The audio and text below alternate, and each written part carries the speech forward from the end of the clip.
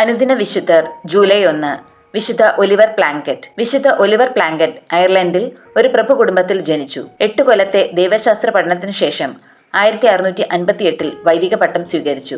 1669 അദ്ദേഹം ആർമാക് അതിരൂപതയുടെ മെത്രാപ്പോലിത്തയായി. 1670 ഐറിഷ് മെത്രാന്മാരുടെ ഒരു സമ്മേളനം ആർച്ച് ബിഷപ്പ് പ്ലാങ്കറ്റിന്റെ അധ്യക്ഷതയിൽ ഡബ്ലിനിൽ നടന്നു.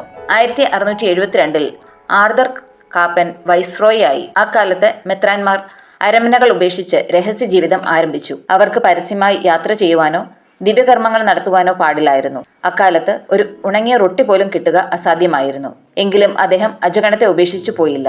ആർച്ച് ബിഷപ്പ് പ്ലാങ്കറ്റ് 70,000 ഫ്രഞ്ച് യോദ്ധാക്കളെ വരുത്തി സ്വാതന്ത്ര്യ സമരം നടത്താൻ പോവുകയാണെന്ന് ചില ശിക്ഷകൾക്ക് വിധേയരായിരുന്നവർ പറഞ്ഞു പരത്തി. ഈ കുറ്റത്തിന് ആർച്ച് ബിഷപ്പ് പ്ലാങ്കറ്റിനെ വധിക്കാൻ തീരുമാനമുണ്ടായി. 50-ാം സങ്കീർത്തനം ചൊല്ലി ആർച്ച് ബിഷപ്പ് മരണം കൈവരിച്ചു. 1975 6-ാം പൗലോസ് മാർപ്പാപ്പ അദ്ദേഹത്തെ വിശുദ്ധനായി പ്രഖ്യാപിക്കുകയും ചെയ്തു.